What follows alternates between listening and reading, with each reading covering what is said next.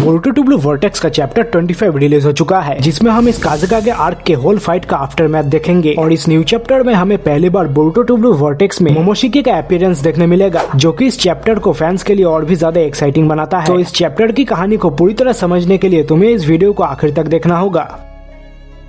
हमारी कहानी शुरू होती है कोनोहा में, जहाँ कोनोहामारू मात्सुरी के हाथ से मरते मरते बचने के बाद उसका थॉर्नसोल बल्ब लेके वापस आ चुका है। जब वो इस थॉर्नसोल बल्ब को लेके मोएगी को सील से आजाद करने के लिए इसे उसके ट्री में लगा देता है, और उसके ऐसा करते ही मात्सुरी का थॉर्नसोल बल्ब उस ट्री में एब्जॉर्ब हो जाता है और मोएगी अपने आप उस ट्री से आजाद हो जाती है। जो देख कोनोहामारू मोएगी को पकड़ के उसे उसके नाम से पुकारता है, और कोनोहामारू का आवाज सुनते ही मोएगी वापस होश में आ जाती है। जो देख के कोनोहामारू इमोशनल हो जाता है और जोर से मोएगी को हक कर लेता है, जहाँ दोनों एक साथ एक होलसम मोमेंट को शेयर करते हैं। वही हम देखते हैं कि ये सब कुछ बोरुटो दूर से आसमान से देख रहा होता है। यहाँ से सीन शिफ्ट होकर शिकामारू और कानकुरो के बातचीत पे आती है, जहाँ कानकुरो शिकामारू को इन्फॉर्म करता है कि शिंकी यहाँ नॉर्मल हो चुका है और गाड़ा भी सेफ है। वो बुरी तरह घायल है, लेकिन ये कुछ जानलेवा नहीं है। सीलिंग जुत्सु के इफेक्ट की वजह से उसे अभी तक होश नहीं आया है, मगर वो भी जल्द ही आ जाएगा। जो सुन के इस तरफ शिकामारू भी राहत की सांस लेता है, और तभी वहाँ पे साई शिकामारू को बुलाने आता है, क्योंकि एल्डर्स उसे बुला रहे होते हैं। जहाँ से सीन फिर से शिफ्ट करके कोनोहा के हॉस्पिटल में आती है, जहाँ मोएगी के हालात को देख साकुरा कहती है कि उसका बोन्स, मसल्स और इंटरनल ऑर्गन सेफ है, बस मोएगी का चाकड़ा फ्लो थोड़ा स्लगिश है, जो कि शायद ट्री के इतने वक्त तक उसका पावर ड्रेन करने की वजह से हुआ है। जब वहाँ सारादा भी आ पहुंचती है, और सारादा सुमिरे एक दूसरे को देख के थोड़ा ऑकवर्ड हो जाते हैं, क्योंकि कुछ चैप्टर पहले ही बोरुटो के लिए उनके बीच लड़ाई हो रखा है, जिसके आगे साकुरा बताती है कि मोएगी बस थोड़ी कमजोर है, जो कि खाने पीने और रेस्ट लेने से ठीक हो जाएगी। और ये सब बात सुन के वहाँ सब लोग ही खुश हो जाते हैं। वही सारादा सुमिरे को हेजिटेशन के साथ बात करने के लिए बुलाती है, जिसपे सुमिरे भी राजी हो जाती है। और यहाँ से सीन चेंज होता है, जहाँ सुमिरे और सारादा अकेले बाहर खड़े होते हैं। जब सुमिरे पहले कन्वर्सेशन स्टार्ट करते हुए सारादा को अपना मिशन कंप्लीट करने के लिए कॉम्प्लीमेंट करती है, मगर दोनों के बीच बोरुटो को लेके हमें ऑकवर्डनेस देख पाते हैं। जब हेजिटेट करते हुए सारादा सुमिरे को पहली बार उसके नाम से बुलाती है, क्योंकि पिछली बार उनके झगड़े में सुमिरे ने सारादा को उसे हमेशा क्लास रेप कह के बुलाने के लिए गुस्सा जाहिर किया था। वही ये सब कुछ दूर से हमारी रोमांस सीकिंग एइडा देख रही होती है। वहाँ सारादा सुमिरे से कहती है, मुझे माफ कर देना, मैं बहुत चीजों के बारे में इनसेंसिटिव थी। नहीं सारादा, मैंने भी तुम्हें बहुत सारी रूड चीजें कही है। हाँ, तब मैं शौक से कुछ कह भी नहीं पाई थी, मगर तुमने जो सब कहा वो सब कुछ सच था। मैं अपने ही फीलिंग्स और लैक ऑफ एबिलिटी से डर रही थी। मैंने सच से अपनी आंखें मोड़ ली, और मुझे याद है पहले तुमने मुझसे ये पूछा भी था। जिसके साथ ही हम पास्ट का एक सीन देखते हैं, जहाँ सुमिरे सारादा को उसके बोरुटो के प्रति फीलिंग्स के बारे में पूछती है, मगर तब सारादा को इस चीज का मतलब तक नहीं पता था। और इसके साथ ही कहानी प्रेजेंट में आती है, जहाँ सारादा आगे कहती है, मैं तब बोरुटो के बारे में ऐसा कुछ नहीं सोचती थी, लेकिन किसी वक्त पे इतना टाइम गुजारने के बाद मैं उसके बारे में सोचने लगी। वो लड़का हमेशा किसी न किसी प्रॉब्लम से डील कर रहा होता है, और उसके टीममेट की तरह मुझे उसके बारे में चिंता होती रहती है। और कुछ वक्त के बाद मैं अपने फीलिंग्स को ही नहीं समझ पा रही थी, और इसी सोच की वजह से मैं खुद को ही एक बैड पर्सन मान रही थी। मैंने सोचा कि मेरे जैसा कोई एक होकागे बन भी पाएगी या नहीं, लेकिन अब मैं इन सब से डील कर चुकी हूँ, और तुम्हारी तरह मैं भी बोरुटो से प्यार करती हूँ। जो सुन के सुमिरे तो नहीं बल्कि दूर से एइडा जरूर शॉक हो जाती है। और आगे सारादा कहती है कि बोरुटो को हेल्प करने का चाहती उसे स्ट्रॉन्ग बनाता है, और उसे लगता है कि इसके वजह से वो होकागे भी बन सकती है। जिसके रिप्लाई में सुमिरे कहती है कि वो ये बात लंबे वक्त से जानती थी, और अब वो सारादा को उसे सच बोलने के लिए शुक्रिया कहती है। और वो आगे कहती है कि वो बोरुटो को अपना बनाने के लिए पूरी कोशिश करेगी, जिसके साथ ही इन दोनों में फिर से दोस्ती हो जाती है, और दोनों हाथ पकड़ के चल देते हैं। वही दूसरी तरफ इस इंटेंस लव कन्वर्सेशन का पार्ट ना होने की वजह से एइडा सेंसरी टीम से इन दोनों को कनेक्ट करवाने कहती है। वही दूसरी तरफ घर पे हिमावारी मेडिटेशन कर रही होती है, जहाँ उसके माइंड रियल्म के अंदर वो और कुरामा ट्रेनिंग कर रहे हैं। जब कुरामा हिमावारी पे भारी पड़ रहा होता है, और वो कहता है, तुम ठीक से समझ ही नहीं रही हो, सुनो मैं तुम्हें नहीं मारूंगा, सो अपने हाथ की जगह पैर का इस्तेमाल करके जंप करने की कोशिश करना। सब कुछ चाकड़ा कंट्रोल से पॉसिबल है, तुम ऑर्डिनरी निंजा से ज्यादा ताकतवर हो सकती हो। जिसपे हिमावारी कहती है कि वो भी एक निंजा है, सो ये सब चीजें उसे भी पता है। नहीं, तुम कुछ नहीं जानती, क्योंकि तुम एक साधारण निंजा नहीं हो, बल्कि एक ऐसी निंजा हो जिसे लोग जिंजुरी कहते हैं। तुम एक इंसान होने के बावजूद जुड़ा से मिलती हो। जो सुन के हिमावारी थोड़ा चौंक जाती है, और इसके आगे कुरामा कहता है, हम यहाँ तुम कौन हो इस बारे में बात नहीं कर रहे हैं, बल्कि मेरा पॉइंट ये है कि तुम्हें कौन सा कॉम्बैट टेक्निक यूज करना चाहिए, और ये उसके लिए ही एक लेसन है। अपने कॉमन सेंस को साइड में रख के खुद को चाकड़ा का ही एक एम्बॉडीमेंट मानो, और सब कुछ वही से शुरू हो जाएगा। लेकिन कुरामा के इतना समझाने के बाद भी हिमावारी को उसकी बात समझ नहीं आती, जिससे कुरामा थक हार के अभी के लिए सोने चला जाता है, और हिमावारी अपने मेडिटेशन से बाहर आ जाती है। वही बगल में दूसरे घर के छत से बोरुटो ये सब कुछ देख रहा होता है, जब वो भी अपने माइंड रियल में एंटर कर जाता है, जहाँ हम एक बहुत बड़े टूटे ट्री को देखते हैं, जिसके बीचों बीच बोरुटो बैठा होता है। और उससे कुछ ही दूर हम मोमोशिकी को एक टूटे हुए पेड़ के एज पे सोए हुए देखते हैं, जो बोरुटो को खुद ही उससे मिलने आता देख कहता है, तुझे अब क्या हो गया है? तू खुद ही मुझसे मिलने आया है। तुम भी एज यूजुअल दुखी लग रहे हो। हाँ, क्योंकि तू फिर से बच गया और अपना केयर फ्री लाइफ जी रहा है, और इधर मैं पूरे डिस्पेयर में हूँ। तू जब काकी के हाथ मारा गया था तभी मुझे तुझको छोड़ देना चाहिए था। अब मेरा रीइंकार्नेशन इम्पॉसिबल है और मैं तेरे दिमाग को भी कंट्रोल नहीं कर सकता। मेरा सोल अब अटका हुआ है और तेरा मरना ही मुझे आजाद कर सकता है। मोमोशिकी, मुझे तुमसे कुछ मांगना है। क्या तुम बस इस बार के लिए मुझे अपना पावर दे सकते हो? मुझे हंसा मत बोरुटो, बस यहाँ से चला जा। वेल ऑफ कोर्स ये फ्री में नहीं होगा। अगर तुम जुरा को डिफीट कर सकते हो उस वक्त मैं तुम्हें मेरा पूरा बॉडी दे दूंगा। जो सुनते ही मोमोशिकी के आंख में इंटरेस्ट झलक उठता है। दूसरी तरफ जाते हुए सारादा और सुमिरे बोरुटो के बारे में बात कर रहे होते हैं कि बोरुटो उन दोनों के फीलिंग्स के बारे में ही अनजान है, और सारादा बोलती है कि यही चीज बोरुटो को इतना ज्यादा ग्रेट बनाती है। और इसके साथ ही ये एक्साइटिंग चैप्टर यहीं पे खत्म हो जाता है। तो तुम्हें अगर ये वीडियो पसंद आया तो इस वीडियो को हाइप कर देना, वीडियो को लाइक और दोस्तों के साथ शेयर कर देना, और ऐसे वीडियोस और देखने के लिए चैनल को सब्सक्राइब करना मत भूलना।